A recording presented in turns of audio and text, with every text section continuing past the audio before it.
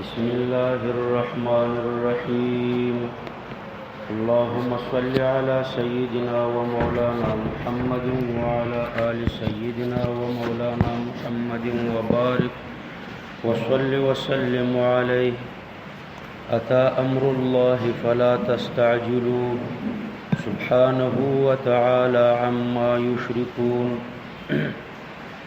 سورة نحل په ترتیب جمعی سره 14 نمبر سورت ده او په ترتیب نزولی سماوی سره 9 نمبر سورت ده. د سورت کهف نه وروسته نازل شوه ده. د دې سورت ربط د مخکې سورت سره ده چې مخکې بیان د قیامت صغرا و. واعبد ربك حتى يأتيك اليقين. یقین مرګ ته وایي. ومن مات فقد قامت قیامته. او په دې صورت کې الله پاک ذکر د قیامت کبرا کوي. دارنګه مخکې صورت کې الله پاک فرمای ان الساعه لا ریب فیها. قیامت چې ده د دې پراته کې شک نشته. د قیامت کبرا ذکر هم الله پاک مخکې کړی دی.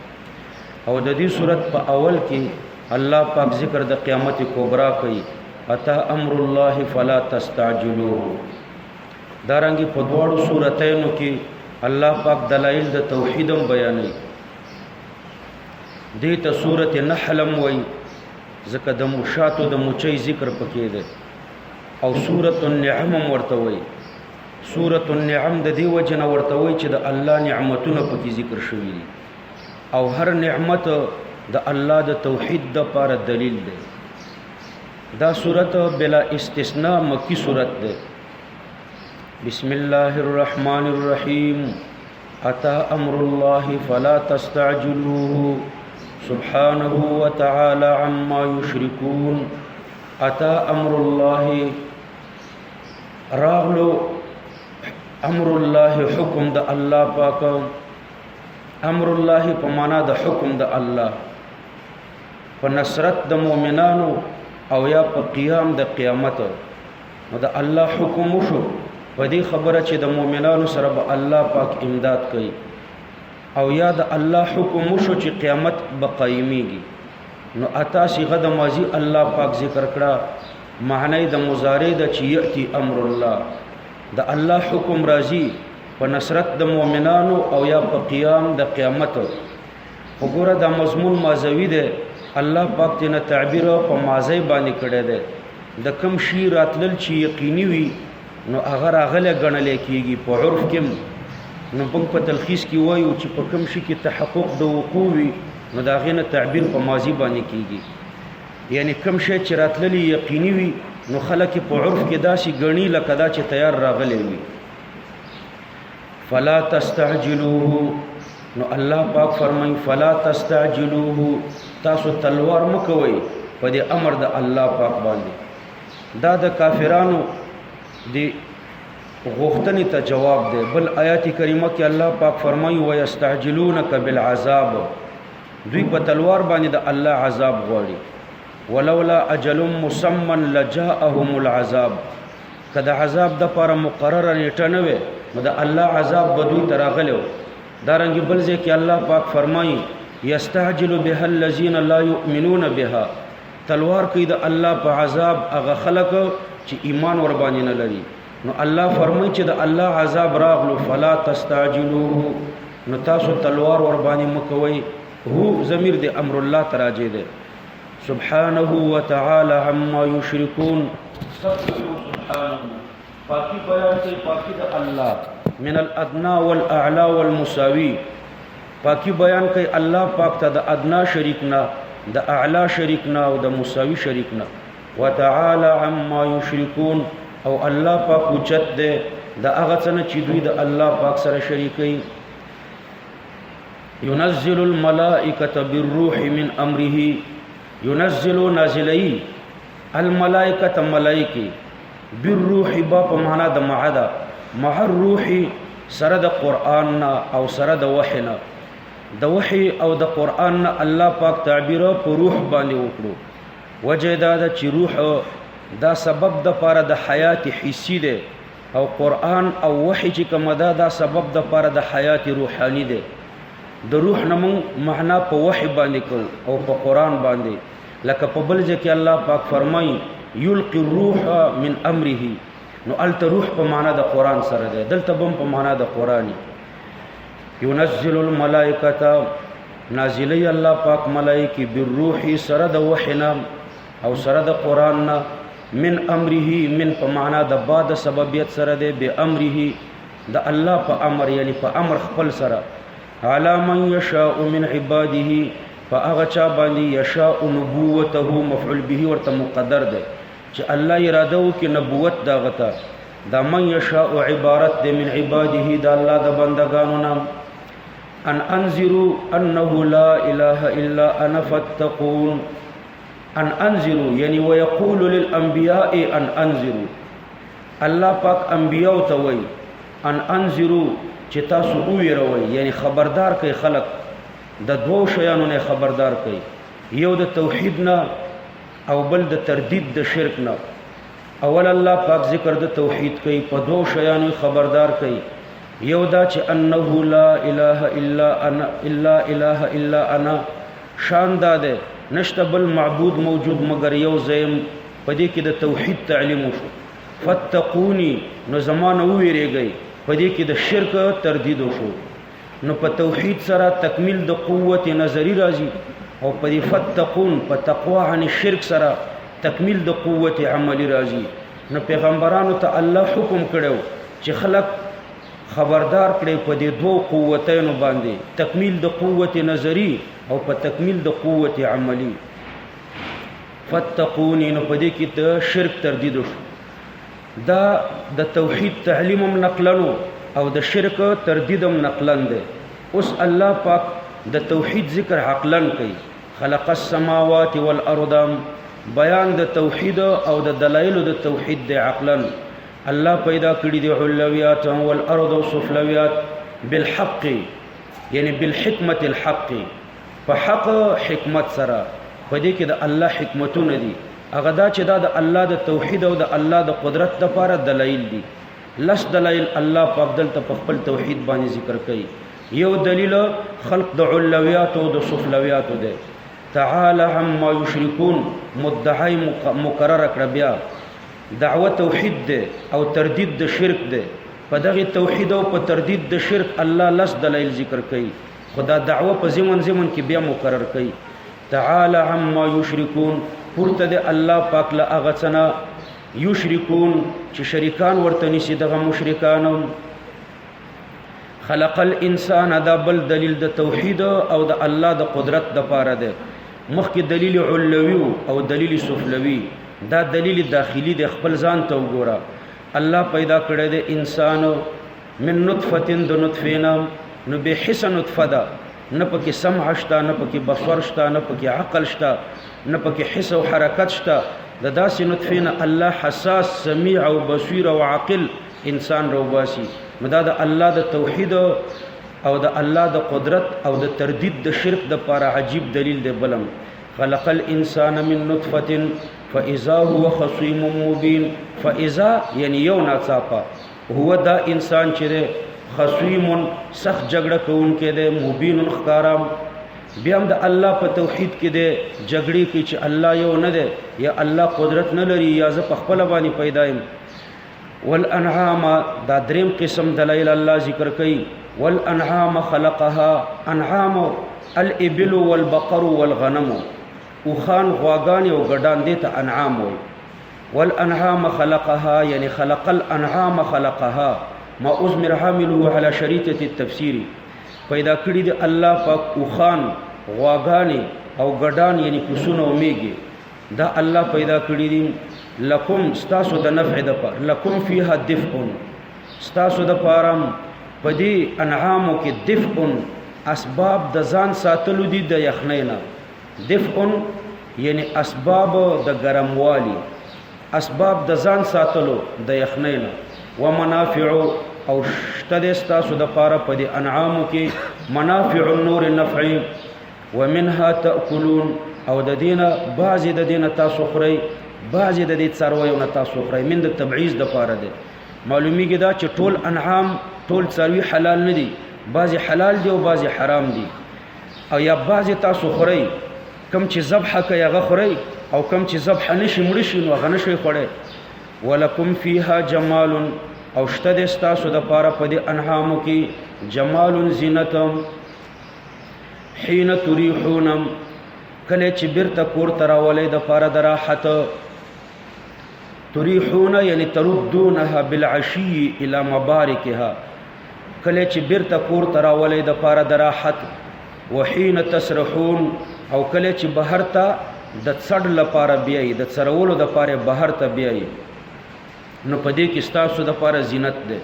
وتحملو او باروي دغه څاروي اسقالکم درانه بارونه ستاسې الی بلدن یعنی رسویم یوصلکم الی بلدن رسویم الی بلدن یعنی الی بلدن آخر غیر بلدکم بل خار ته چې هغه ستاسو خار نه دی.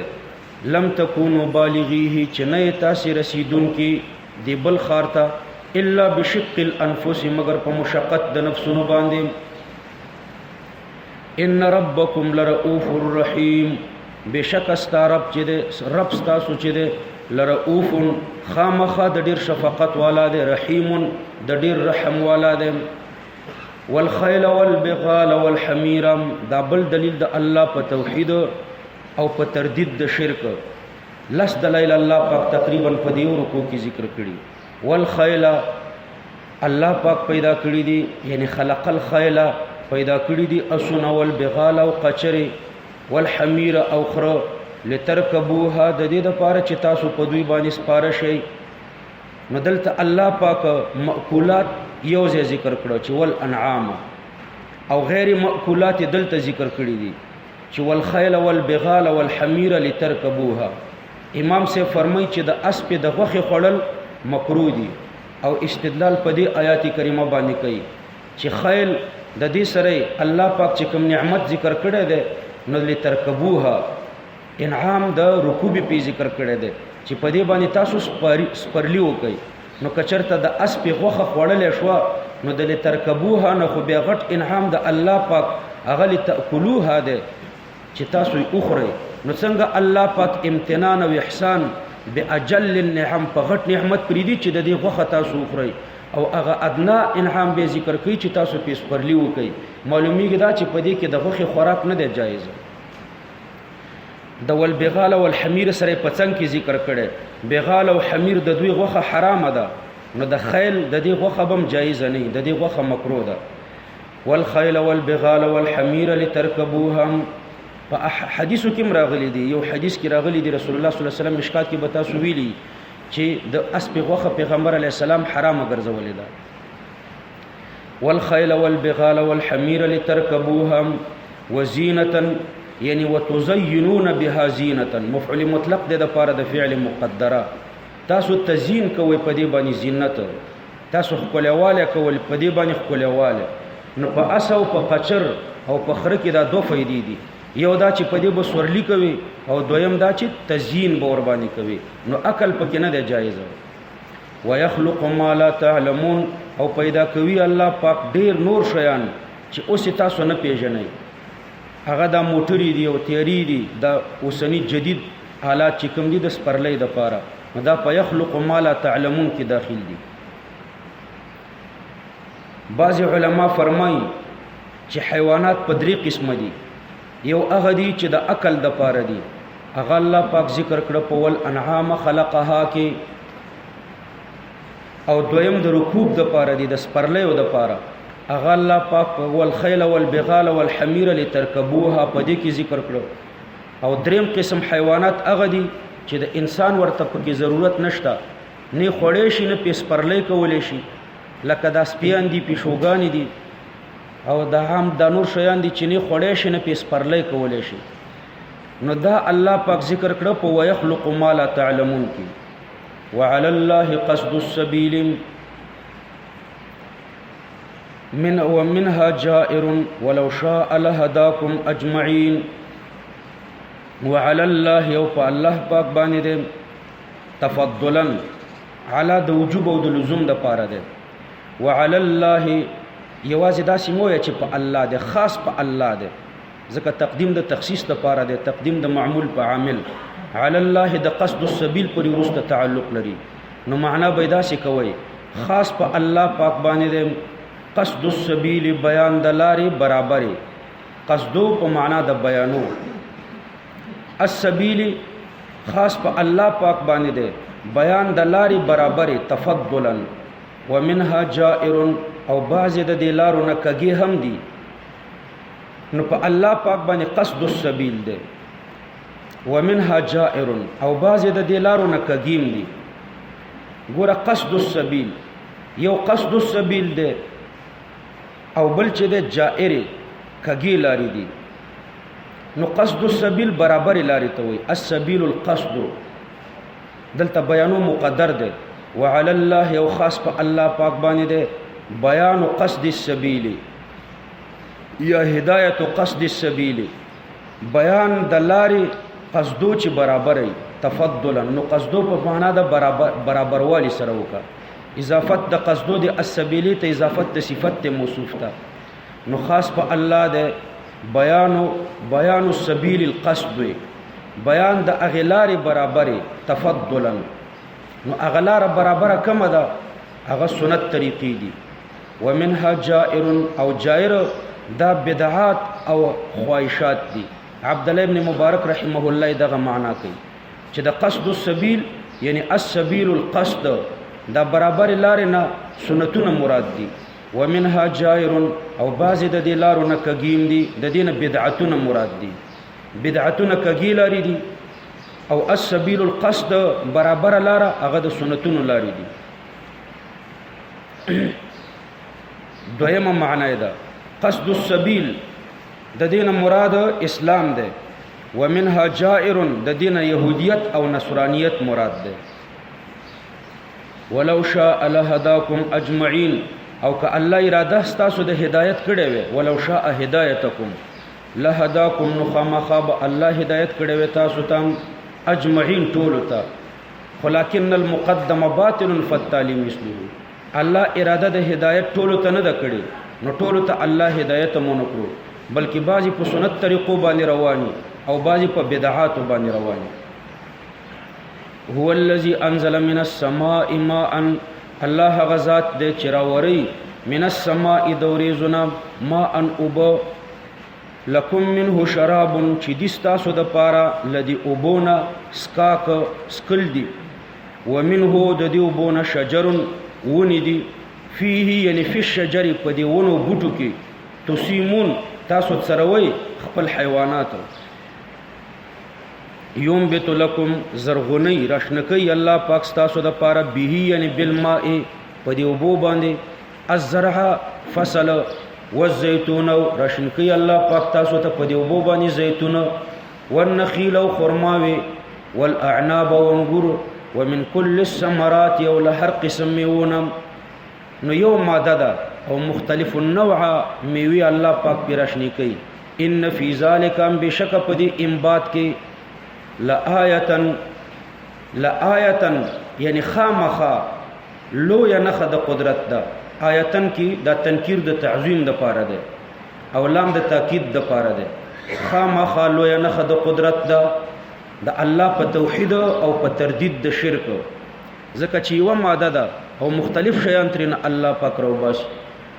خدا دلیل او لو یا نخ د قدرت د لقوم یتفکرون، د هغه قوم د پاره چې هغه د الله په دلایل د توحید او د قدرت کې سوچ کوي، فکر پکې کوي. وسخر لكم الليل والنهار دا دلیل انقلابی ده د الله په توحید او په تردید د شرک. وسخر لكم الليل او مسخر کړی دی الله پاک ستاسو د پاره شپه والنهار ورځ. څنګه مسخر کړی دی؟ اوس ته وغواړه چې شپه راشي نو ته خو نشي راوستی، یا د شپې ته ورځ وغواړه نو ورځ نشي راوستی، نو دا خو زمونږ دپاره مسخر نه شوي. نو د تسخیر معنا دا ده چې ستاسو په کار یې لګولي، ستاسو په خدمت یې لګولي دي. وسخر لكم الليل والنهار، ستا د خدمت دپاره الله پاک دا شپه ورځ پیدا کړې ده، نو ستا د خدمت دپاره لګېدلي دي. والشمس والقمر او مسخره کړې ده الله پاک ستا دپاره نمر او سپوږمۍ، یعنی ستا د خدمت دپاره په کار لګولي دي. والنجوم مسخرات بامره، او دا ستوري چې دي مسخرات دا مسخر دي بامره په حکم د الله سره. ستوري مسخر دي په حکم د الله، یعنی په کار لګولې شوي دي، ستا په خدمت باندې مصروف دي. ان فی ذالکم، بشک په دې تصرفات علویو کې لآیات خامخا ډیر دلایل د توحید او د تردید د شرک دي. لقوم د پاره د هغه قوم یعقلون چې عقل پکې چلی. څوک چې پکې عقل چلی نو هغه د الله توحید د دین روباس. وما زرع لكم، یعنی وسخر ما زرع لكم، مسخر کړي دي نور هغه شیان. زرع لكم یعنی خلق لكم، چې الله تاسو ته پیدا کړی دي فی الارض پزمکه کې من الدواب والاشجار والثمار، څاروي دي، ونی دي، میوې دي. مختلفا الوانه، دا منصوب دی بنا بر حالیت، حال دا چې مختلف دي رنگونه د دوی. ان فی ذلک لآیه، بشک په دې اختلاف کې، په دې اختلاف د رنگونو کې چې یو قسم اوبو باندې وبکیږي او رنگونه بیا مختلف دي، نو په دې اختلاف کې تا ته وایم لآیه، خامخا د قدرت لوی دلیل دی. خامخا دا د لم معنا شو. آیه لوی دلیل دی، لوی والد د تنکیر معنا شو. لوی دلیل د قدرت دی. لقوم یذکرون، د پاره د هغه قوم چې پند اخلي.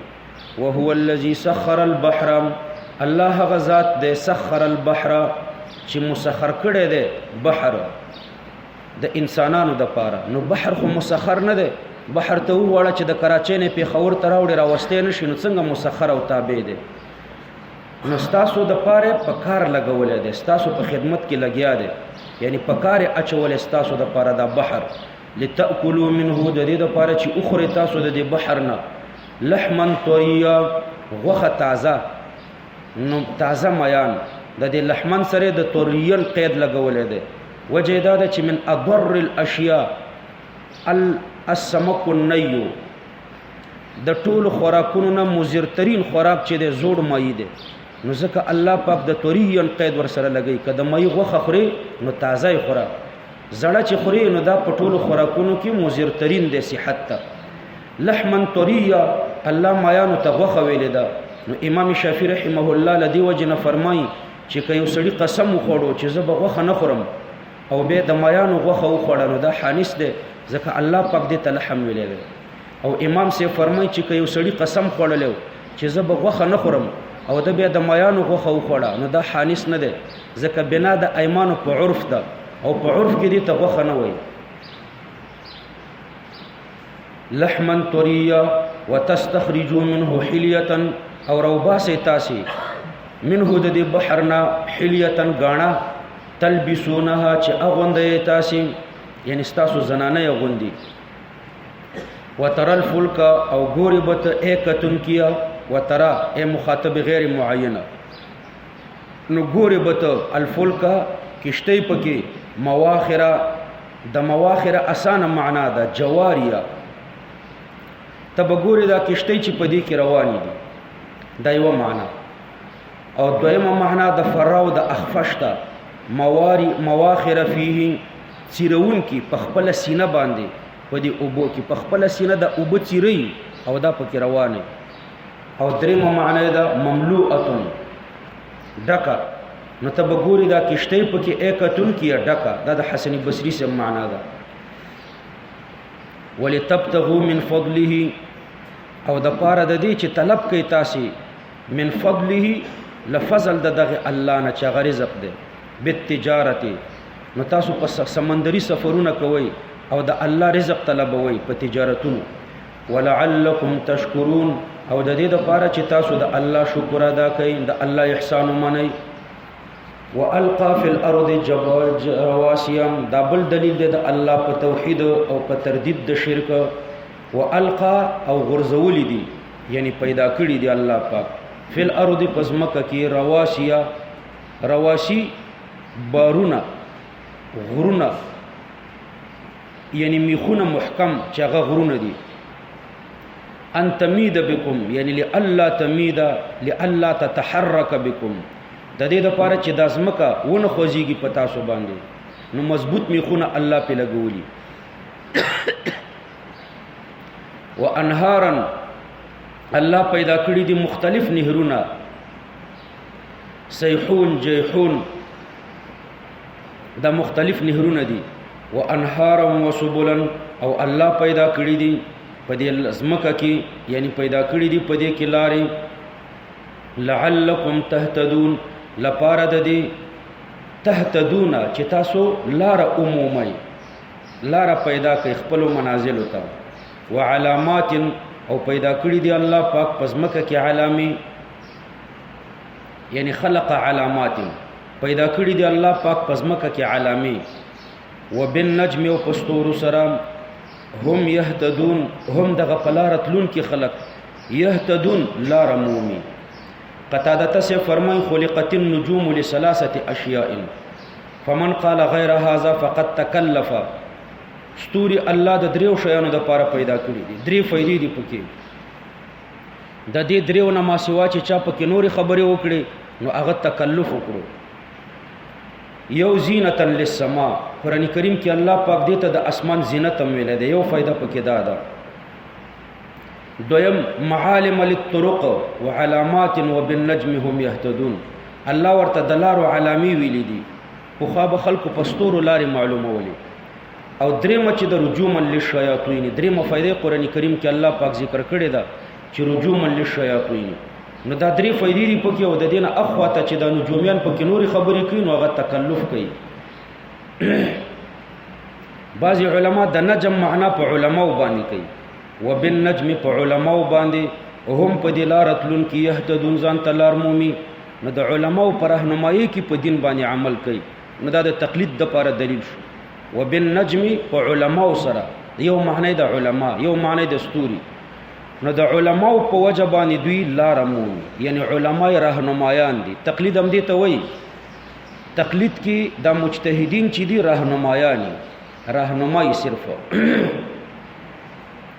افمن يخلق كما لا يخلق ایا هغه ذات چې هر شی پیدا کولی شي وهو الله كما لا يخلق ایا دا پشان د هغه د هغه بوت لا يخلق چې هیڅ شی نشي پیدا کوله استفهام انکاری ده چې هیڅ کله داسې نه ده افمن کی فد عطف د پاره ده معطوف علیه ورته مقدر کا بعد ظهور اختصاصه بمبدئیه هذه الشؤون الواضحه ایا ورسته د دینه چې دا خبره ښکارا شو چې یوازې الله پاک د دې تیرو کائناتو خالق دی نو دا ټول الله پیدا کړیو دا لس دلایل د توحید الله ذکر کړو نو چې دا تا ته پوره واضح شو نو آیات پیدا کول کې د دې تیرو شیانو د اغي بوت په شان دی لا يخلق چې غیس نشي پیدا کوله افلا تذکرون نو آیا پناخ لیتاسی چې خالق او مخلوق پیژنئ وان تعدوا نعمت الله او کوش مری تاسی نعمتونه د الله پاک لا تحصوها نو بین ششمرل ان الله بشک الله پاک لغفور خامخ خبخون کېدم رحیم او د ډیر رحم والا ده والله يعلم دلته الله په خپل علم کلی ذکر کوي مخکې قدرت کامله اوس علم کامله د الله ذکر کیږي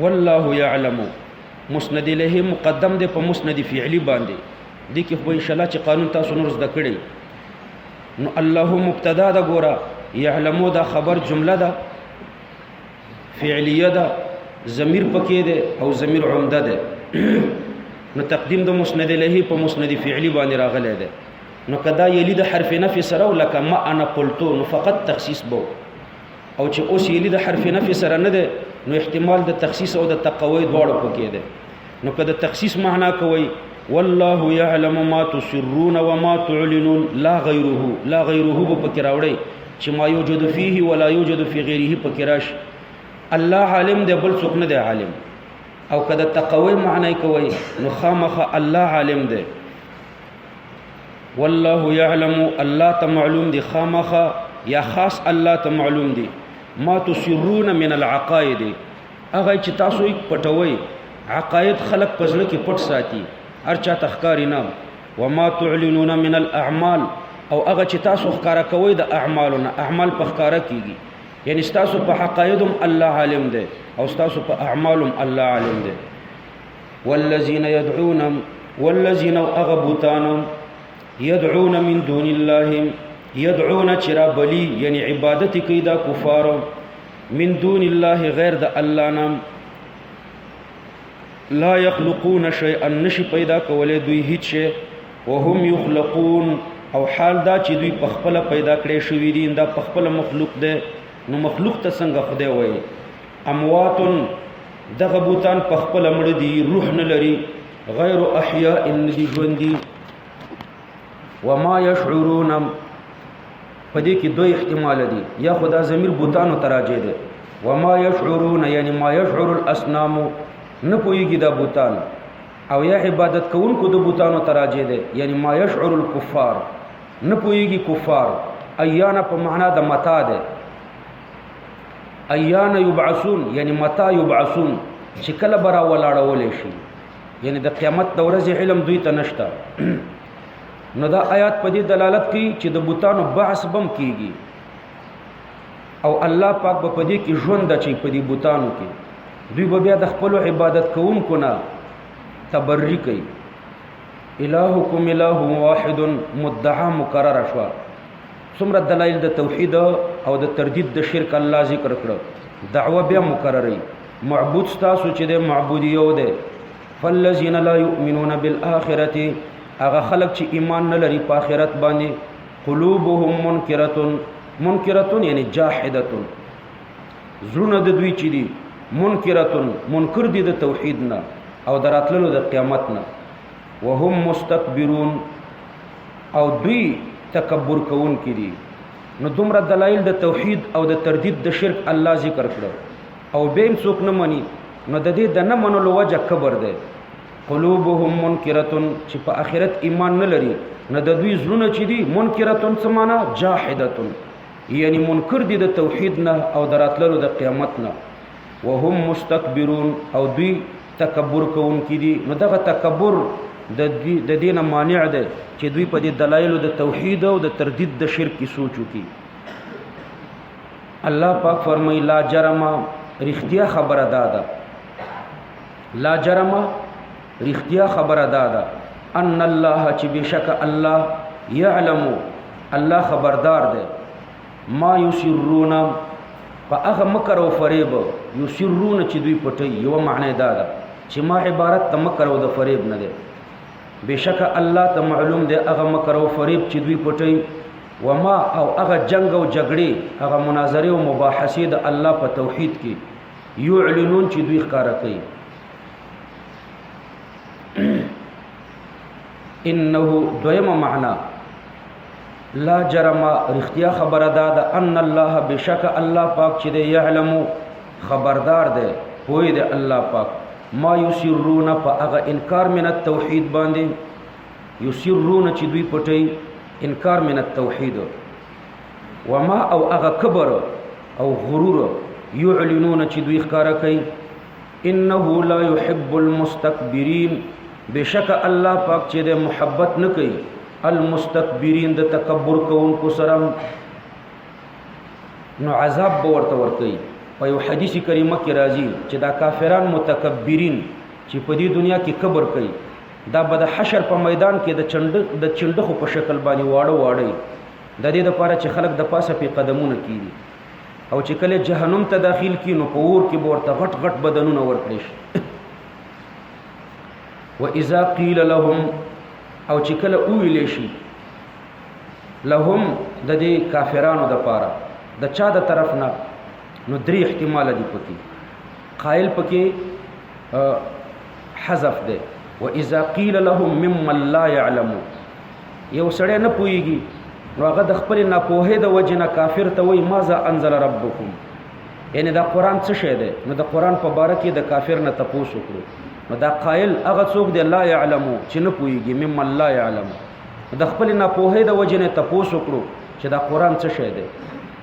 دویم دا قائل چې دی من يعلمو دی خبر دی خو امتحانا د کافر نه تپوس کوي چې دا قرآن څه شی دی. دریم احتمال دا دی چې دا کافران خپل مابین کې استهزاء یو د بل نه تپوس کوي چې ماذا یعنی ایو شیء انزل ربکم نازل کړو ستاسو رب یعنی دا قرآن څه شی دی؟ نو قالو دوی ورته په جواب کې وایي اساطیر الاولین خوش افسانې د پخوانیو دي، تشي قصې د پخوانیو دي. لیحملوا لام د عاقبت د پاره ده. دوی دا خبره ولی کوي عاقبت دا ده چې دوی به بار کې اوزارهم پیټي د ګناهونو خپلو کاملتن پورا یوم القیامت پورز د قیامت کې نو دوی به بار کې پیټي د ګناهونو خپلو کاملتن پورا پورز د قیامت کې.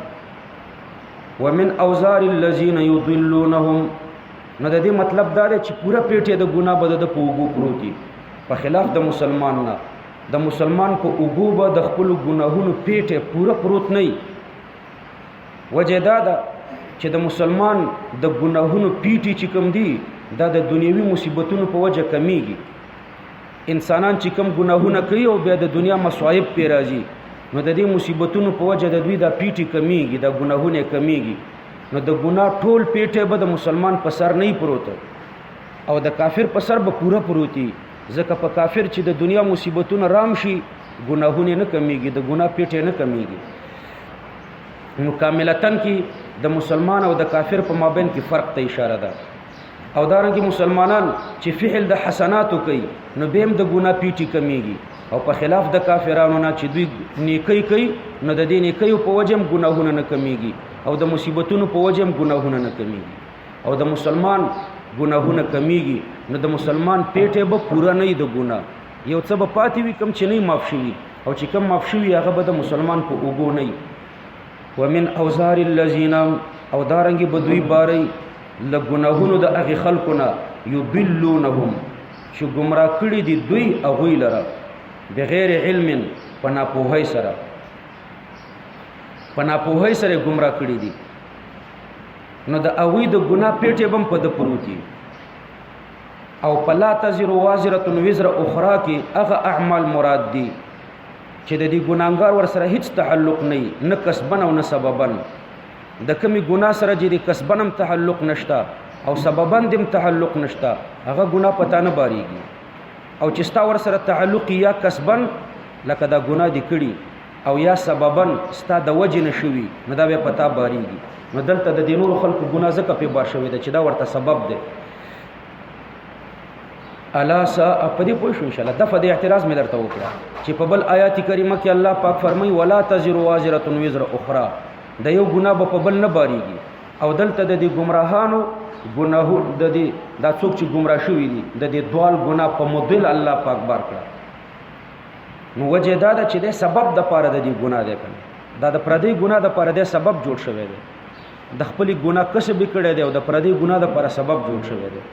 او ولا تزر وازره وزر اخرى کې هغه اعمال مراد دي چې د دې سړي ور سره تعلق نه کسبن نه سببن نو هغه به پتا نه باریږي. الا سا الا خبردار سا بد ما هغه شی هغه یزرون چې باروي دوی نو ډیر بد بار ده. هي مخصوص به زم ورته مقدر کدا بار. قد مکر الذين په تحقیق سره مکر کړي دي الذين من قبلهم هغه خلکو چې د دوی نه مخکیو نو مکر وکړو هغه خلکو چې د دوی نه مخکیو.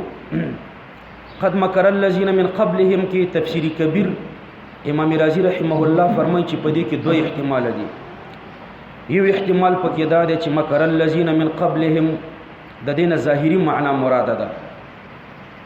ظاهری معنا دا ده ورست آیات کې الله پاک فرمایي فاتى الله بنيانهم من القواعد فخر عليهم السقف. نو ظاهری معنا دا ده چې ظالمانو د پیغمبرانو او د دین په خلاف حسی بلډینګ جوړ کړو، حسی عمارت او برج جوړ کړو. به الله پاک ور باندې دا برج را چپکړو. نو پر روایتو کې راځي چې بنل صرح ببابل نمرود یو لوی برج جوړ کړو د دې لپاره چې اسمان ته وخیږي. عبد الله ابن عباس او وهب ابن منبه فرمای کان طول الصرح فی السماء 5000 ذراع 15000 غزه اوچت برجو 15000 غزه په هوا کې اوچت د دې لپاره چې اسمان ته وخیږي. نو قد مکر الذين په تحقیق سره مکر کړو الذين اغه خلقو لك نمرود من قبلهم چې مخکې و د دې کافرانو نه فأتى الله بنيانهم نو راغې أتى الله یعنی أتى حکم الله راغې حکم د الله پاک فورانولو فأتى الله نو تقدیر مې درته ولګولو أتى حکم الله راغې حکم د الله پاک بنيانهم یعنی تخریب بنيانهم ورانولو د دې برج د دوی ته حکم د الله راغلو چې د دوی دا لوی برج چې 15000 غزه په هوا کې اوچت دی چې دا را چپکی من القواعد د تاداونونه د بیخونونه فخر عليهم السقف نور پریوتو په دوی باندې السقف هغه چت د کوټو د دوی چت د دې بلډینګ د دوی من فوقهم د پاسه د سرونو د دوی وآتاهم العذاب او راغلو دوی ته عذاب من حيث لا يشعرون د هغه طرف نه چې نه پوهېدل ور باندې دوی نو دا حسی بلډینګ ترې نه مراد ده چې دوی درول او الله پاک د دوی دا بلډینګ پم دوی را چپکړو او دوی ورلاندې مړ کړ نو ظاهری معنا مراد ده او یا تمثيل مراد ده دویم احتمال پکې دا ده چې دلته تمثيل ده تفسیری کبیر ذکر کړی دی او شیخ الهند صاحب دا مختاره کړی دی چې څوک د مکر او د فریب عمارت د انبیاء په خلاف باندې جوړي نو کله چې د الله اراده وشي نو د دوی د مکر او د فریب د بلډینګ الله په دوی باندې را چپکي یعنی په خپل مکر او فریب کې دوی را گرفتاری نو تمثيل مراد ده نو د دوی مکر او فریب د دوی د اهلاک لپاره سبب شي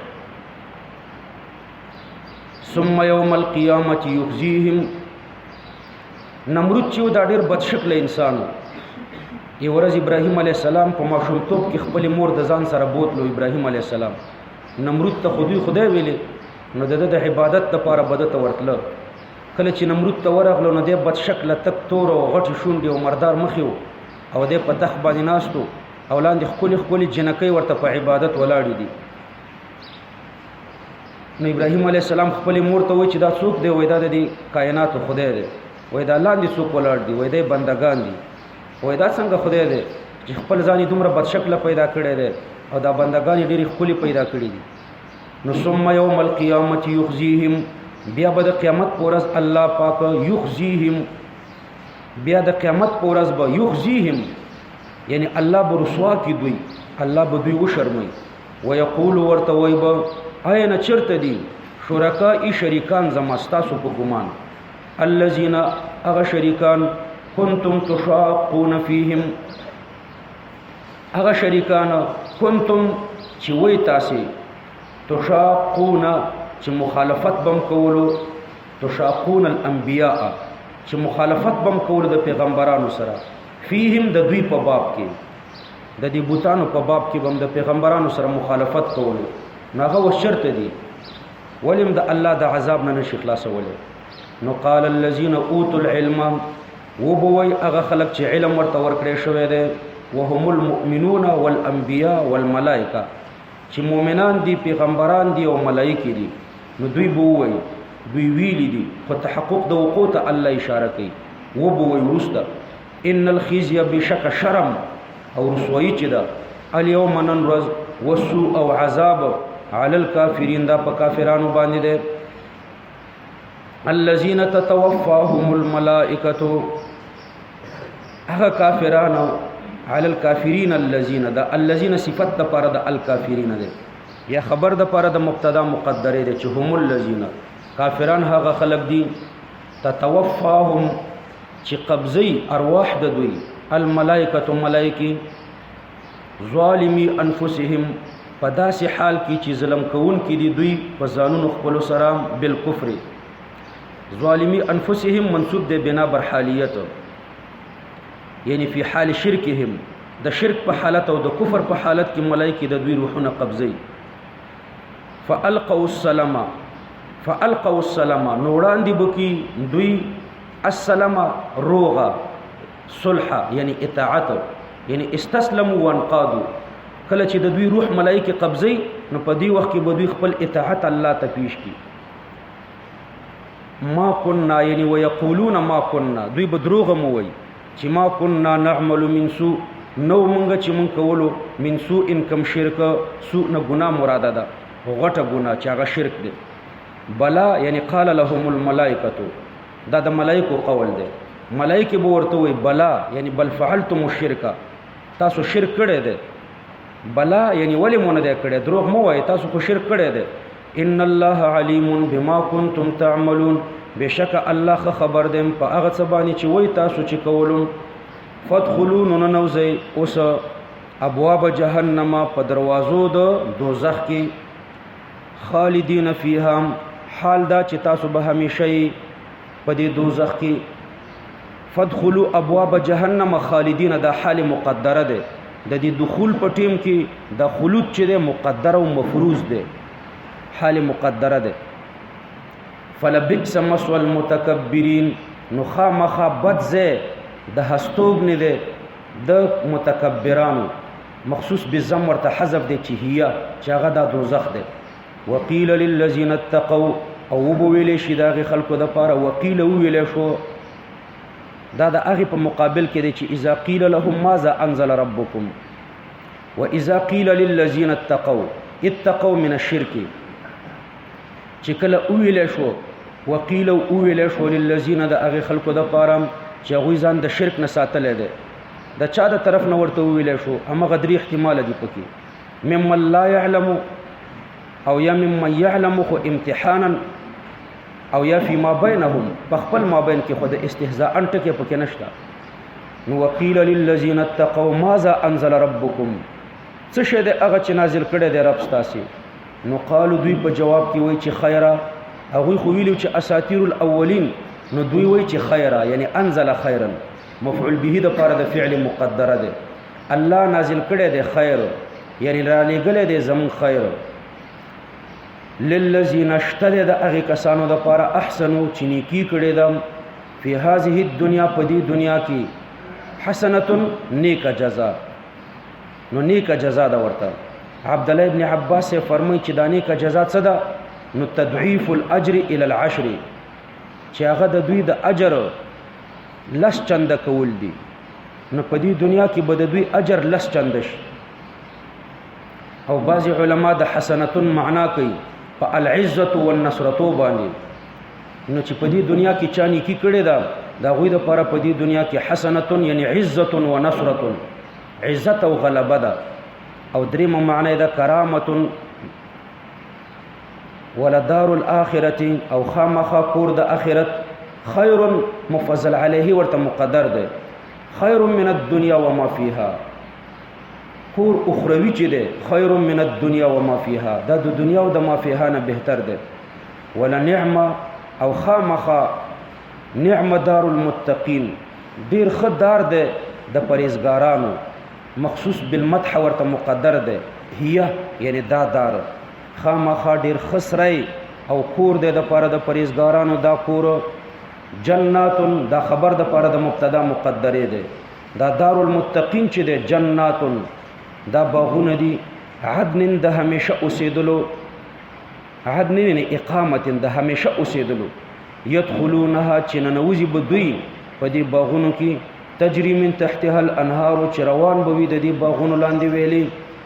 لهم فيها ما يشاءون، د دوی دپاره به وي، لهم شته دی د دوی دپاره، فيها په دې جنتونو کې ما يشاءون هغه چې دوی غواړي، چې دوی ورته اراده لري. کذالک یعنی پشان د دغه جزا، کذالک الجزاء یجزی الله المتقین، جزا ورکوي الله پاک المتقین پرهیزګارانو ته، الذین اغه پرهیزګارانو ته تتوفاهم الملائکه چې قبضوي روحونه د دوی ملائکه، طیبین په داسې حال کې، طیبین ملائکه د دوی روحونه قبضي، طیبین حال واقع شوی دی. طیبین په داسې حال کې، طاهرین من الشرک چې د شرک نه پاک دي. امام مجاهد سے معنی داسې کوي، طیبین یعنی زاکیتا افعالهم و اقوالهم، په داسې حالت کې چې د دوی اقوال او افعال صفا دي. درېمه معنی ده طیبین یعنی ان وفاتهم تقع طیبه سهله، د دوی د وفات به ډېر اسانه.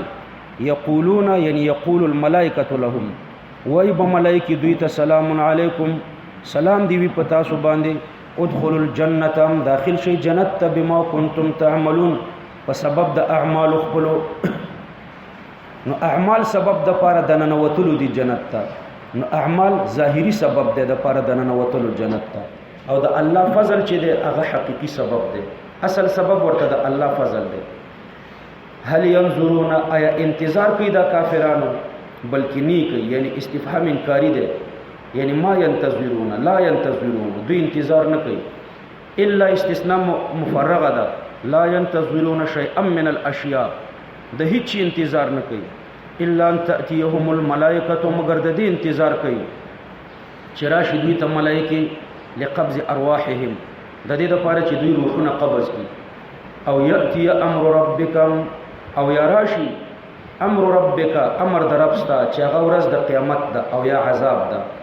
یعنی مطلب دا دی چې کافران په دلایل نه سمېږي، ترڅو چې عذاب ونه ویني نو دوی نه سمېږي، نو صرف عذاب ته انتظار کوي، دلایل کار نه ور کوي. کذالک الکفر والتکذیب، دارنګه کفر او تکذیب چې دی فعل الذین من قبلهم، کړو هغه خلکو چې د دوی نه مخکې او هغه کفر او تکذیب کړو او دوی کفر او تکذیب کوي. نو کذالک فعل الذین من قبلهم، یعنی کفروا کما کفر الذین من قبلهم. وما ظلمهم الله، او الله پاک د دوی سره ظلم نه دی کړی بتعذیبه ایاهم، چې دوی ته الله عذاب ورکړي نو دا د دوی سره ظلم نه دی. ولکن كانوا انفسهم یظلمون، لیکن و دوی چې د خپل ځانونو سره به ظلم کولو. فاصابهم، نو ورسېدو دوی ته سیئات ما عملوا، جزاء سیئات ما عملوا، حذف د مضاف دی. نو ورسېدو دوی ته څه شی ورته ورسېدو؟ جزاء د ګناه، جزاء سیئات ما عملوا، اضافت د سیئات د ما عملوا ته اضافت بیانی ده او حذف د مضاف ده پکې. جزاء سیئات ما عملوا، جزاء د ګناهونو، هغه ګناهونه ما عملوا ده، هغه د دوی اعمال دي. وحاق او چاپیره شو بهم په دوی باندې ما هغه موعود عذاب کانو چې ودوی به په دغه موعود عذاب باندې یستهزئون، چې مسخري به ورپورې کولې. وقال الذين اشركوا، او اویل اغه خلقو چې شرک کړي دي لو شاء الله ما عبدنا من دونه من شيء، کچرته د الله اراده شوه وي ما عبدنا من دونه من شيء، نو موږ به عبادت نه وکړي ما سوا د الله نه د بل شي. نحن نمنګ ولا اباؤنا نزم پلارانو ولا حرمنا، او نه به حرام کړي ومنګ من دونه بغیر د حکم د دغه الله نام من شيء هیڅ شی، نو موږ به د الله د حکم نه بغیر بل شی نه حرام کړي. نو د دوی د استدلال خلاصه دو خبرې دي. دوی ته به چې دی ویلي چې شرک ولې کوي او دا د ځان نه بحیره او سائبه دا ولې حراموي، دا بعضې څاروي په ځان باندې حراموي. نو د دوی د استدلال خلاصه به دو خبرې وي. یوه خبره به دا وه چې موږ مجبوري محض یو، ځکه چې زموږ ګناهونه د الله په اراده دي، او ولو شاء الله که الله اراده کړې وي ما عبدنا من دونه من شيء، نو موږ به د الله نه بغیر د بل چا عبادت نه وی کړی. خو الله موږ ته اراده کړې ده چې موږ د دې بتانو عبادت کوو، او الله موږ ته د دې خبرې اراده کړې ده چې موږ دا شیان په ځان باندې حرامو او حلالو. نو د الله ارادې باندې استدلال کولو ځان مجبوري محض ګڼلو، یعنی موږ مجبوري محض یو، لکه جبریه چې انسانانو ته مجبوري محض وایي، نو موږ مجبوري محض یو. نو الله د دې استدلال نه ورته جواب ورکوي چې بنده مجبوري محض نه دی، بلکې ورته د کسب اختیار الله ورکړی دی، او د خیر او د شر د تمیز دپاره ورته عقل ورکړی دی، او پیغمبران ورته رالیږلي دي. نو مجبوري محض نه دی انسان. ټیک د هر څه د الله په اراده باندې کیږي، خو کسب بنده کوي، کسب عبادت کوي، اگر چې اراده ورته الله پاک کوي، خو کاسب ورته عبادت دی، عبادت په خپل اختیار باندې کوي. او دویمه استدلال د دوی دا چې دا موږ چې کوم معاصی کوو، کوم ګناهونه او شرکونه کوو، کدا د الله د رضا خلاف وي، ګوره یو ځل استدلال په اراده وکړو چې موږ مجبوري محض یو، الله اراده کړې ده. دویم استدلال د الله په رضا باندې کوي، وایي کدا د الله د رضا خلاف وي نو ولې سمدستي را باندې عذاب نه راوستو؟ نو د دې جواب الله پاک کوي چې سمدستي عذاب ځکه نه راځي چې دا خو مهلت دی کنه. اوس په پاکستان کې چې یو سړی یو جرم کوي او پولیس نه نیسي، نو دا خو دلیل د جواز د دې جرم نه دی، دا خو به د پولیسو د خوا نه د مهلت ټریفیک کله کله یو ګاډي والا ته مهلت ورکي یو غلطي وکړي ټریفیک والا ورته مهلت ورکي نو دا ګاډي والا خو په دې استدلال نه کوي چې دا زما غلطي جایز وه هغه خو وایي چې ماته معاف کړه ماته مهلت راکړو نو الله پاک کله په دنیا کې مهلت ورکوي دا مهلت خو دلیل د جواز نه دی نو د دوی استدلال داو وقال الذين اشركوا ويل اغه خلقو چې شرک کړي دي لو شاء الله ما عبدنا من دونه من شيء ک الله اراده کړي وي نو موږ به عبادت نه وي کړي ما سوا د الله نه دی شي نحن نمنګ ولا باو نو نظم پلارانو ولا حرمنا او نه حرام کړي ومنګ من دونه یعنی من دون حکمه بغیر د حکم د الله نه من شيء هیڅ شی کذالک یعنی په مثل دغه عمل د دوی فعلى الذين کړو هغه کسانو من قبلهم چې مخکې د دوی نه تیر شویو نو فهل على الرسول نو ایشت پر رسولانو یعنی نشته استفهام انکاری دي الا البلاغ مگر رسول دی المبین خکارا ولقد بعثنا في كل امه رسولا او خامخ په تحقیق سره مالګل دی په هر امت کې رسولن پیغمبر په هر قوم کې الله پیغمبر لګلې دا پیغمبر کله د الله د طرف نه کله د رسول الله د طرف نه رسول الرسول یو کله رسول الله وی ان يعبد الله او دی پیغمبر دی خلکو تویل دي چې تاسو عبادت د الله وکړي یعنی وحد الله واجتنبوا الطاغوت او ځانو ساتي تاسو له شریرانو نه طاغوت یعنی کثیر الطغیان ډیر شریر مصداق د کل معبود من دون الله هر هغه شی چې داغه عبادت کیږي من دون الله هغه د طاغوت مصداق ده فمنهم من هدى الله نو بازي د دوی نه داسي و هدى الله چلار او خود الله پاک یعنی هداه الله الى دینه چې د خپل دین طرف ته ورته الله لار او خدا ومنهم او بازي د دوی نام اغو حقت عليه الضلاله چې ثابت شو ور باندې گمراهي نو د الله احکام قبول نکړه نو بعضو د الله احکام ومنل او بعضو د الله احکام ونه منل د پیغمبر د ورتګ نو ورسته فسیرو فی الارض نو تاسو وګرځئ پس مکه کې فانظروا بنظر العبره د عبرت په نظر باندې وګورئ کیف کان چې څرنګه عاقبت المکذبین اخر خاتمه د دروغ جن کونکو د انبیاء چې پیغمبرانو ته نسبت ته دروغ وکړي ان تحرس یا محمد کته چرته حرس کوي یا محمد علی هداهم پلارخونه د دوی فان الله نبشک الله پاک لا يهدي نخي الله پاک لار د هدایت من يضل هغه چاته چې گمراه کوي وما لهم او نبوي دغه گمراهانو ته من ناصرین هیڅ لمددګارانو هیڅ مددگار ورته نه واقسموا بالله او قسمونه کوي دوی په الله پاک باندې جهد ايمانهم فسخت قسمون خپل سره داس مقسم به داده لا يبعث الله من يموت نو فسخت قسمون خپل سره قسمونه کوي چې لا يبعث الله چې بیا به نکړي را ژوندۍ الله پاک من يموت هغه څوک چې یو ظلم مرشي نو چې یو ظلم مرشي الله پاک به بیا را ژوندۍ نه کوي نو صح قسمونه په الله پاک باندې کوي لکه ابی ابن خلف یو زوړ اډو کې راوړو پیغمبر علی السلام ته او ورته وی چې تو داسي وی چې ان الله یحیی هذا بعد ما قد رم دا به الله بیا را ژوندې کوي ورسته د دینه چې ایره رشو نو الله پاک فرمای بلا یعنی ولی به نه را ژوندې کوي ژوندې کوي به بلا یعنی بلکې ژوندې کوي به ولی به نه را ژوندې کوي بلکې ژوندې کوي به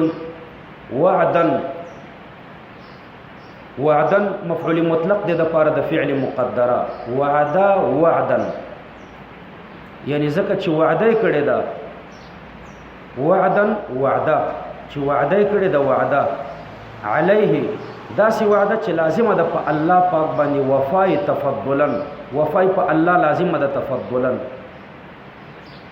یعنی تقدیر خو پوه شو وعده کړی دا وعده علیه یعنی لازم علیه وفاؤه تفضلا، وفای په الله پاک باندې لازم ده تفضلا، حقا حق وعده، ولكن اکثر الناس لا يعلمون بالبعث، لیکن زیات خلق په بعث بعد الموت باندې نه پوهیږي. ليبين لهم الذي يختلفون فيه، ليظهر لهم الذي عبارت د حق د حشر او د نشر نه دی. ليبين د دې لپاره چې ظاهر کی الله پاک لهم دویتا الذي یعنی الحق الذي هغه حق چې حشر او نشر دی، یختلفون فيه چې اختلاف کوي دوی پاغه حق کې پاغه حشر او نشر کې. وليعلم الذين كفروا د دې لپاره چې پوه شي هغه خلک چې کافران شوي دي انهم كانوا كاذبين چې دوی دروغجن وو. انما قولنا لشيء بشک زما وینا د یو شی لپاره اذا اردناه چې کله اراده ورته وکړو هغه دا ان نقول له كن فيكون، چې موږ ورته وایو کن موجود شه فيكون هغه موجوديږي. نو په دې کې سرعت التکوین ته اشاره ده، یعنی چې الله پاک د یو څه کولو غواړي نو هغه ډیر زر کیږي، د الله د ارادې نه مراد نه متخلف کیږي. مخکې بیان د منکرین او مکذبینو، دلته الله پاک بیان د مصدقین للتوحید کوي، د ازداد بیان کوي. والذین هاجروا فی الله، هغه خلک چې هجرت کړي دي فی الله، فی د تعلیل د پاره ده. لکه په یو حدیث کې راځي رسول الله صلی الله علیه وسلم فرمایي امرأة دخلت النار فی هرة، خزه جهنم ته داخله شو په سبب د یوې پیشوی تړلې وه، نی ورته خوراک ورکولو او نی پرې خوده چې په خپل خوراک کړی وي. نو فی هرة یعنی بسبب هرة. نو والذین هاجروا فی الله یعنی بسبب الله، د الله د وجه نه هجرت کړی دی، د دنیا د وجه نه دی کړی. من بعد ما ظلموا، ورسته دا غینه چې د دوی سره ظلم وکړی شو، لنبوئنهم یعنی لننزلنهم، خامخا به زه دوی ته ځای ورکم، فی الدنیا په دنیا کې حسنتن یعنی منزلتن حسنتن، ځای ښکلی. نو ښکلی د هجرت کور به الله پاک فرمایي زه درته ورکم، نو دی به په دې هجرت کې نه تنګېږي. حسنتن یعنی منزلتن حسنتن، ځای د اوسېدو ښکلی. ولا اجر الاخرت، یو خامخا اجر د اخرت اکبر، مفضل علیه ورته مقدر دی. اجر د اخرت اکبر من ان يعلمه احد، هغه د دین ډیر لوی دی چې د یو سړي په علم کې راشي. نو اجر د اخرت د انسان د علم نه ډیر زیات دی. ستا په علم کې چې هر څومره دي د هغې نه د الله اجر د هغې نه زیات دی. لو کانوا یعلمون، لو کانوا دا د کانو ضمیر مهاجرینو ته راجع دی، یو احتمال دا دی. لو کانوا یعلمون که دا مهاجرین پوهېدی نو جزا ورته مقدره کا، لزادو فی الاجتهاد، نو دوی به نور هم زیادت په دې خپل کوشش کې کړی وی. لزادو فی الاجتهاد. او که د کانو ضمیر کافرانو ظالمانو ته راجع کوي نو لو کانو کچرته وی دا کافران ظالمان کچرته دوی پوهېدی بأن الله مفعول به ورته مقدر کا. لو كانوا يعلمون بأن الله يجمع للمهاجرين خير الدارين، کدا کافران او ظالمان په دې پوهېدی چې الله پاک مهاجرینو ته د دنیا او د آخرت خیر ورکوي نو جزای مقدره کا. لوافقوهم فی الدین، نو دوی به ورسره په دین کې موافقت کړی وي. الذين صبروا، دا مهاجرین هغه خلق دي چې صبر یې کړی دی په ترک د وطن. وعلى ربهم يتوکلون، او خاص په خپل رب باندې توکل کوي، په بل چا نه کوي. سړی چې هجرت کوي هیڅ مادي اسباب په نظر کې نه وي، نو خاص په خپل رب توکل او په بل چا نه. وما ارسلنا من قبلك الا رجالا نوحي اليهم، او ما نه دي لګلی ستانه مخکې الا رجالا مگر رجال ملي ګلی لل ملائکه، یعنی مخکې ملائکه پیغمبران نه وي، همدا رجال وو. نوحي اليهم وحي کو دتا دوی ته، یعنی وحیم کړي و. او الله تعبیر په مضارع باندې کوي استحضارا لسوره بديعه. فاسالوا اهل الذکر، نو تاسو تاسو کوي د اهل ذکر نام د علماونا. ان کنتم لا تعلمون، دا شرط د جزا ورته مقدره ده. ان کنتم لا تعلمون فاسالوا، که تاسو نه پوهیږئ نو تاسو د اهل ذکر نه تاسو کوي. نو دا د تقلید د لپاره دلیل دی. یو دنیا د بل دین دی، په دنیا کې نابالغ د بالغ تقلید کوي د دنیا په معاملاتو کې، یو د دنیا معاملات دي، یو د دین مسائل دي. د دنیا په معاملاتو کې هم داسې ده که نه، نابالغان د بالغو پسې رواني. په ډاکټرۍ کې نابالغ هغه د بالغ فټ ډاکټرۍ پسې رواني. څوک چې په ډاکټرۍ کې بالغي پوی وي او ته په ډاکټرۍ کې نابالغ یې، نو ته به ضرور د هغه تقلید کوي. ډبګرۍ ته به ورځې، اسپتال ته به ورځې او ډاکټر ته به وایي چې زما علاج وکړه، هغه درته نسخه لیکي او ته به ترېنه مطالبه د دلیل نه کوي. که د ډاکټر نه د بیماران مطالبه د دلایل وکړي نو اسپتالونه به ټول بند شي. هغه ورته 10 قسمه دوایي لیکي، بیمار ورته دام نه وایي چې دا ولې دا ولې دا ولې، مطالبه د دلایلو نه کوي. په اعتماد باندې د نسخه اخلي او زی هغه دوایي استعمالي، الله پاک ورته شفا ورکوي. دارنګې ګاډی چې مستري ته ودرې نو په مستري توپ کې دا ډیرور نابالغه دی او دا مستري په ډیرور توپ کې بالغ دی. نو دا نابالغه د دې بالغه تقلید کوي. څنګه تقلیدي کوي؟ ګاډی ورته دري نو دې ته نه کور ته راځي او بل ورځ ورپسې ورځي، هغه ورته ګاډی جوړ کړي او مطالبه د دلایلو ترېنه نه کوي چې دا دې څنګه جوړ کړو، دا دې څنګه جوړ کړو، دا پرزه دې ولې ولګوله او دا دې ولې ولګوله. داسې نه کوي که نه. دا ټول د دنیا معاملات په همدې باندې روان دي چې په یو معامله کې ناپوه د پوه تقلید کوي. ناپوه معنا په دې معامله کې نابالغه، د پوه یعنی په دې معامله کې بالغه. نو نابالغ د بالغ تقلید کوي، ناپوه د پوه پیروي کوي او مطالبه د دلیل ترېنه نه کوي. دا د دنیا په معاملاتو کې ټوله دنیا یې کوي. نو د دین په معاملاتو کې هم داسې ده. یو په دین کې نابالغه ده، په دین کې څه شی دی شاباسي؟ نابالغه. نابالغ څه معنا؟ غیر مجتهد. او یو په دین کې بالغان دي. د دین بالغان څوک دي؟ مجتهدین. نو دا ناپوه به د دې پوه تقلید کوي. نابالغ په دین کې دا به د بالغ فی الدین تقلید کوي. نابالغ به د چا تقلید کوي شاباسي؟ د بالغ. یعنی غیر مجتهد به د مجتهد تقلید کوي. غیر مجتهد نابالغ دی په دین کې، هغه د قرآن او د سنت نه مسائل نشي رایستلی، نابالغ دی په دین کې.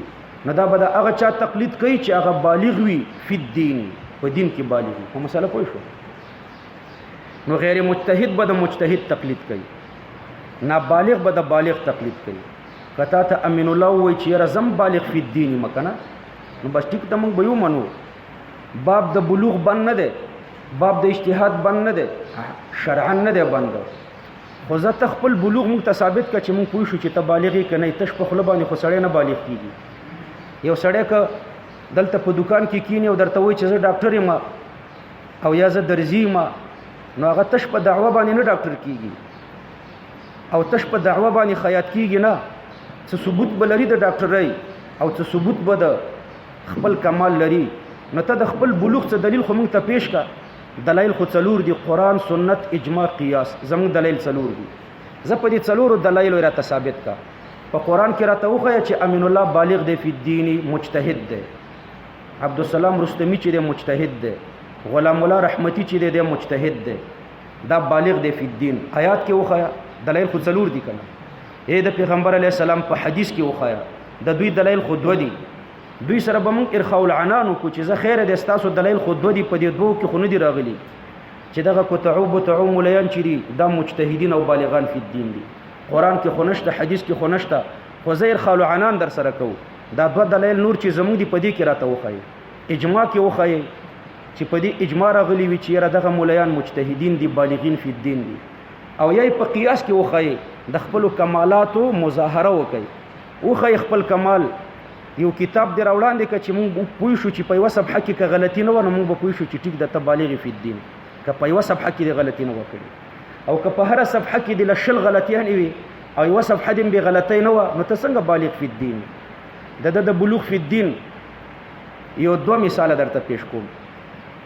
پولي چرخي کې موږ بندیانو نو هلته وابیان هم ډېر زیات وو. دوی په دې بندیخانو کې ډېر کوشش کوي ځکه هلته ولږه ډېرې، فقر ډېري او د دوی سره مادیات او اسباب ډېر دي، خرچې ډېرې کوي او هلته د تعلیم ذرایع هم کم دي. نو دوی کتابونه هم رسوي او پیسې هم رسوي هلته خلکو ته. له دې وجې نه د بندیخانې بندیان اکثره وابیان شي. نو هلته زما ورسره لانجه راغله. نو ما وی داسې چلو کوي چې دلته زم بندي یم او تاسو هم بندیان یې، دا لانجې به نه کوو. بس بوز به پای خود او ګوسپن به پای خود. ته خپل رفع الیدین کوه خو زما پسې خبرې مه کوه. چې دا ترک د رفع الیدین ولیکئ. زه به خپل ترک د رفع الیدین کوم، زه به تا پسې څه نه وایم. آرام به ژوند تېرو. او که داسې چل کوئ چې تاسو د امین الله کتابونه دلته تقسیموئ، بیا به ګوره لانجه جوړه شي. خو دوی نه صبرېده. دا د امین الله کتاب دی د تقلید حقیقت. یو بندي ته ښکاره کوه هدایه کې دومره غلطۍ دي، شروقۍ کې دومره غلطۍ دي، هلته 123 دي که 130 اعتراض یې په هدایه او په فقه کړي دي. دا غلطۍ دي او دا غلطۍ دي، هلته هدایه هم ډېرې وي. نو یو ورځ دوی ټول ناست دي د وابیان او دغه خطرناک ځای پکې راړولی دی او ریشخند یې شروع کړی دی چې په هدایه کې راځي چې په مانځه کې د ښځې د اندامې مخصوصه 4مه حصه ښکاره شي مونځ کېږي. 123 نمبر اعتراض امین الله دا کړی دی په فقه. هلته هدایه مې ښه وه چې ما هدایه راواړول، هلته داسې لیکلي فإن صلت ربع ساقها مکشوف تعید الصلاة. که ښځې مونځ کول او د دې پونډۍ 4مه ښکاره وه مونځ یې نه کېږي. د دې پونډۍ هلته د پونډۍ ذکر او دې ظالم هلته فرج لیکلی او د پونډۍ په ځای فرج لیکلی او په فرج کې هم بیا دا لیکلي چې کېږي چې 4مه حصه ښکاره شي کېږي. د توحید الصلاة معنی کړې وه چې کېږي. هلته هدایه کې لیکلي توحید الصلاة مونځ برابر ځای یعنې نه کېږي. توحید الصلاة خو همدا معنی کنه چې د پونډۍ 4مه ښکاره وه مونځ یې نه کېږي. او د افترا کړې وه وایي چې د فرج 4مه حصه ښکاره وه کېږي مونځ. وایي دا د امام صاحب مذهب دی. نو هلته اتفاقا زما خولې ته دا راغلم وایي د امین الله په کور کې لکه چې فروج په پونډیو کې دي، دلته خو پونډۍ ذکر کړې ده او د معنا کې فرج ذکر کړی دی. نو دا فرج خو به چېرته پونډۍ کې نه د وابیانو. نو دا د عوامو خولې ته دا خبره ورغورځېده چې د دوی فروج په پونډیو کې دي. نو بس بیا دا کتاب بیا چاته نه شو ښکاره کولی. ښه دغه د بلوغ یو دلیل دی. دی ځان ته بالغ فی الدین وایي تقلید په هغه چا کېږي چې هغه ان کنتم لا تعلمون چې نه پوهېږي. نو وایي زه خو پوهېږم. دا د پوهې یو دلیل ما درته پېښ کړو، یوه علامه پوه شو. د بلوغ فی الدین دغه دی. نه قرآن کې شته چې دا بالغ فی الدین دی، نه حدیث کې شته، نه اجماع کې شته. خو قیاس مې درته پېښ کړو. قیاس یو دغه دی.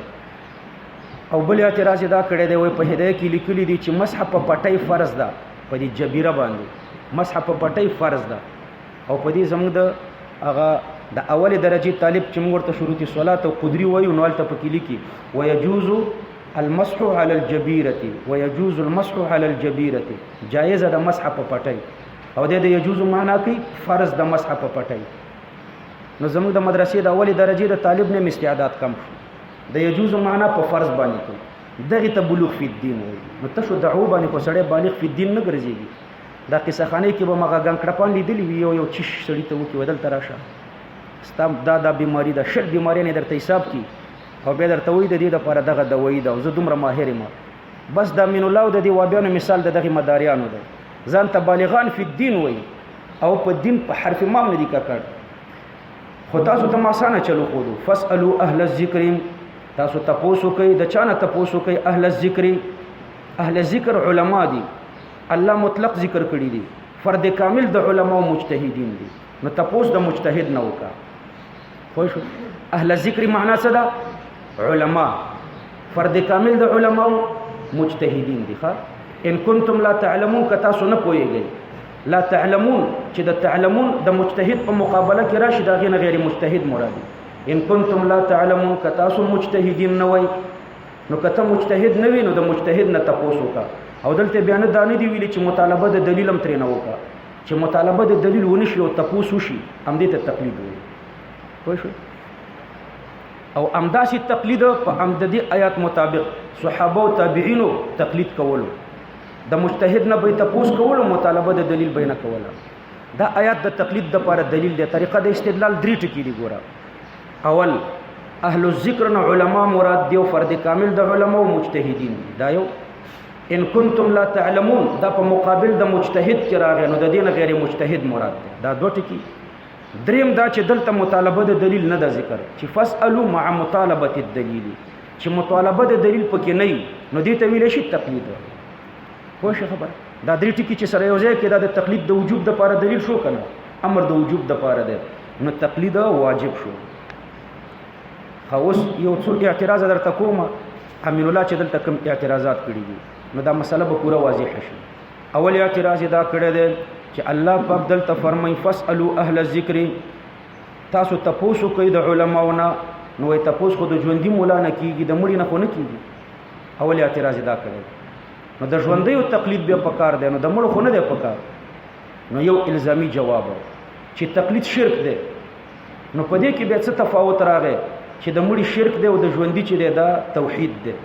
خو چې شرک خو د مړي بم شرک او د ژوندي بم بیا شرک چې یو شی یو ځل شرک شي لکه سجده شرک ده کنه نو که ژوندي ته کوي که مړي ته کوي شرک دی. نو دلته دې څنګه دا نیم تقلید ومنلو او د نیم نه منکر شوي نیم شرک دی ومنلو او نیم افتؤمنون ببعض الكتاب وتکفرون ببعض نیم شرک مني او نیم نه مني.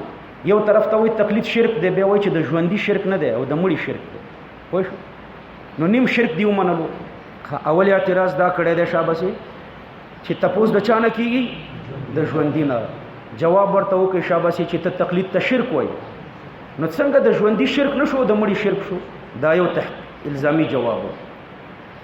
او دویم جواب دا دی چې دا تپوس یوازې د ژوندي نه کېږي تقلید د ذات نه کېږي تقلید د مسایلو مستنبطو کېږي تقلید د ذات نه کېږي. د امام اعظم صاحب د غوښو او د ډوکو پیروي موږ نه کوو. د چا پیروي کوو؟ د هغې مسایلو د امام صاحب او مسایل د امام صاحب ژوندي دي په کتابونو کې په تواتر موږ ته رانقل دي. امام شافعي رحمه الله فرمایي ان المذاهب لا تموت بموت اربابها. د مذاهب د مجتهدینو په مرګ نه مړه کېږي. مذاهب خو ژوندي دي که نه مسایل مستنبطې ژوندي دي په تواتر رانقل دي. په دې پوه دا به تحقیقي جواب ښه. نو دوی وایي تپوس خو د چا نه کېږي د ژوندي نه. دا عجیبه کار کوي وایي تپوس د ژوندي نه کېږي. نو دا د مړو ټول کتابونه بیا وسوځوه نو بیا دا ستا په کتابخانه کې د څومره کتابونه دي دا ټول د مړو دي نو دې ټولو ته پلته ورکوي سوځوه او د ژوندیو پسې چېرته ګرځه بیا د هغوی نه تپوس کوه. دا د عقل نه خلاص دي. دا صرف د شیطانت کارونه کوي. نو دوه جوابه مې درته درکړه. یو دا چې دوی وایي تغه تپوس د ژوندي نه کېږي نو د ژوندي تقلید یعنی جایز دی او د مړي ناجایز دی. نو نیم شرک شته او نیم شرک نشته. مطلب یې دا دی دا خو به الزامي شي او تحقیقي به دا شي چې ګوره المذاهب لا تموت بموت اربابها. مذاهب چې دي دا د اصحاب المذاهب په مرګ باندې نه مړه کېږي. تاسو احقاق الحق کې ما حواله سره د عبارت امام شافعي صاحب لیکلی دی المذاهب لا تموت بموت اربابها. ابن القیم صاحب هم لیکلی دی امام شافعي صاحب هم لیکلی دی. عقد الفرید د علامه سمهودي رحمه الله کتاب دی دا غي نه د عبارت مرا نقل کړی. دویم اعتراض دا کړی دی فاسالو اهل الذکر وای تاسو تاسو کې د علماونه. دویم اعتراض دا کړی دی چې دا زمون عوام خو د مدرسې د مفتی نه تپوس کوي. نو دا تپوس که چېرته تقلید وي نو بیا خو دوی د دې مفتیانو مقلدین شو. دا عوام زمون مدرسو ته راځي زمون نه تپوس کوي نو بیا خو دا زمون تقلید شو ځکه زمون نه تپوس وکړو. پوه شو تاسو ورته جواب ورکوئ که چېرته مونږ مجتهدین وی او مونږ ورته فتوا په خپل اجتهاد ورکولی نو دا یقینا به چې بیا د دې مفتیانو تقلید وي. خو مفتیان خو دلته ځان ته مجتهدین نه وایي او په خپل اجتهاد فتوا نه ورکوي. د امام صاحب فتوا ورته را نقلی. دا صرف ناقل د فتوی د امام صاحب دی نو دا د امام صاحب تقلید شو. پوه شو که د مفتیانو خپلې فتوی ورکولی چې دا زما فتوا ده زما اجتهاد دی نو بیا ټیک ته د عوام به د دوی مقلدین وي. او اوس خو مفتی صاحب داسې ورته نه وایي چې دا زما فتوا ده. هغه بیچاره خو هدایه را واخلي شرع وقایه را واخلي شامی را واخلي عالمگیری را واخلي دغه کتاب نه ورته فتوا را نقل کړي. هغه صرف ناقل دی صرف ناقل دی. نو هغه ناقل د فتوی د مجتهد دی او ناقل د فتوی د مجتهد هغه په خپل مجتهد هم نه او د تقلید هم نه کیږي بلکې د چا فتوی چې را نقل کړي د تقلید د هغه شو. خو ان شاء الله دا دوه اعتراض. او دریم اعتراض دلته امین الله دا کړی دی چې فاسالو اهل الذکر. تاسو دې سوال ته تقلید ویلي. اکثره په مناظرو کې دا اعتراض کوي چې سوال تقلید دی. نو سوال خو تقلید نه دی. الله پاک پیغمبر علیه السلام ته فرمایي فاسال الذین اسی آیات کې راځي کنه چې د کفارو نه تپوس وکړه. فاسال بنی اسرائیل کنه د بنی اسرائیل نه تپوس وکړه. نو سل بنی اسرائیل کم اتیناهم من آیه بینه. نو کدا تپوس تقلید وینو بیا خو پیغمبر علیه السلام د بنی اسرائیل مقلد شو. سل بنی اسرائیل ته تپوس وکړه د بنی اسرائیل نه او پیغمبر علیه السلام خو د بنی اسرائیل تقلید نه دی کړی. تاسو ورته جواب ورکړئ چې سوال په دوه قسمه دی. یو سوال د لا علمۍ دی او یو سوال د توبیخ دی. هغه سل بنی اسرائیل کې سوال د تهدید او د توبیخ دی. سوال د اسقاط الخصم دی. صحیح شو؟ هغه د توبیخ سوال دی او دا د لا علمۍ سوال دی. فاسالو اهل الذکر. دا د لا علمۍ سوال چې دی دا تقلید دی. تقلید څه شی دی شاباسي؟ د لا علمۍ سوال تقلید دی. دلته د لا علمۍ سوال مراد. تقلید څه ته وایي؟ تقلید دی ته وایي چې د یو مجتهد پر راهنمایي کې په دین عمل وکړي او مطالبه د دلیل ترې نه ونه کړي. ګوره دوه شیان دي، یو دا چې د مجتهد سره دلیل نشته، یو دا چې دلیل ور سره شته ته ترې نه مطالبه د دلیل نه کوي. نو مولانا اشرف علي تانوي رحمه الله پوره تشریح کوي چې د یو مجتهد پر راهنمایي کې په دین عمل وکړي، په دې اعتماد چې د سره دلیل شته خو ته ترې نه مطالبه د دلیل ونه کړي، نو دې ته ویل شي تقلید، چې ته مطالبه د دلیل نه کوي. نو مطالبه د دلیل نه کول دا جدا مسله ده او دلیل نشته دا جدا مسله ده. موږ داسې نه وایو چې دلیل نشته، دلیل شته خو مطالبه د دلیل نشته. خوش انشاءالله. نو تقلید دې ته وایي چې مطالبه د دلیل پکې نه وي. اوس الله پاک فرمایي فاسألوا اهل الذکر، تا تپوس وکړه. دا تپوس خو تقلید نشو. تقلید تعریف خو ما دا درته وکړو چې د مجتهد پر راهنمایي کې په دین عمل وکړي او مطالبه د دلیل ترې نه ونه کړي، دې ته تقلید وایي. او دلته خو سوال ذکر شوی دی، خو دغه تقلید دا نتیجه د دې سوال ده، دا عین تقلید نه دی. سوال عین تقلید نه دی بلکې تقلید نتیجه د سوال ده. تا چې سوال وکړو د اهل ذکر نه او مطالبه د دلیل دی ونه کړه، نو بس همدې ته تقلید ویل شو. سوال دی وکړو کنه او مطالبه د دلیل دی ونه کړه او مجتهد درته جواب و درکړو او بغیر د مطالبه د دلیل نه دی دا جواب ومنلو، نو خامدا تقلید شو کنه. یعنی تقلید نتیجه او ثمره د سوال ده، عین سوال نه دی. د سوال نتیجه او ثمره څه شی دی؟ شاباسي تقلید. اوس ګوره د تقلید تعریف چې زده کې بیا مسله اسانيږي، بیا دلایل هم درته اسانيږي. قاری امیر زده دی کو تقلید څه ته وایي؟ شاباسي وایي چې د مجتهد پر راهنمایي کې په دین عمل وکړي او مطالبه د دلیل ونه کړي. اوس د دې دلایل ته ګوره. مصنف عبدالرزاق چې تاسو راواړوي په دې کې 80,000 سوالونه دي، 80,000 استفتاګانې دي، 80,000 غیر مجتهدینو تپوسونه کړي دي د مجتهدینو نه او مجتهدینو جوابونه ورکړي دي. مطالبه د دلیل پکې نه ده شوی. د 80,000 دلایل د تقلید شو یوازې په مصنف عبدالرزاق کې. ګوره 80,000 تپوسونه شوي دي، 80,000 استفتاګانې دي د مجتهدینو صحابه او تابعینو نه تپوسونه شوي دي. چا چې تپوس کړي د مطالبه د دلیل نه ده کړي، یعنی مستفتی مطالبه د دلیل نه ده کړي، مفتی مسله ذکر کړي ده او دلیل ورسره نه دی لیکلی، صرف مسله لیکلی ده او دلیل ورسره نه دی ذکر کړي. بس د مستفتی اعتماد دی، د سوال کوونکی اعتماد دی چې دلیل ورسره شته خو مطالبه د دلیل نه ده کړي. د 80,000 دلایل د تقلید یوازې په مصنف عبدالرزاق کې دي، یا 80,000. نو تقلید تواتر ته ورسېدو، نو د دې متواتر نه انکار تقریبا کفر ته خبره نږدې کیږي چې د تواتر نه سړی انکار کوي. فاسألوا اهل الذکر ان کنتم لا تعلم. یوازې 80,000 دلایل چې د حدیثو په یو کتاب کې راشي. ما خو درته اسانه چلو خودو حدیث ګوره چې تپوس پکې شوی او مطالبه د دلیل نه و شوی، او یا پکې صحابي یا تابعی مسله ذکر کړي و او بیان د دلیل پکې نه و کړي، نو بس همدغه د تقلید دلیل دی. فاسألوا اهل الذکر ان کنتم لا تعلمون. ان کنتم لا تعلمون اخیری اعتراض من الله دا کړی دی. او بیګا د عبدالسلام رستمی یو بیان هم راته چاره ولېږلو، هغه هم دا ویلي چې که نه پوهېږي نو تقلید وکړه. نو وایي زه خو پوهېږم که نه، صحیح شو. وایي زه بالغه فی الدین، ما په دین کې زه بالغ یم. ما د امین الله د بلوغ خو درته یو دوه مثاله پیش کړل.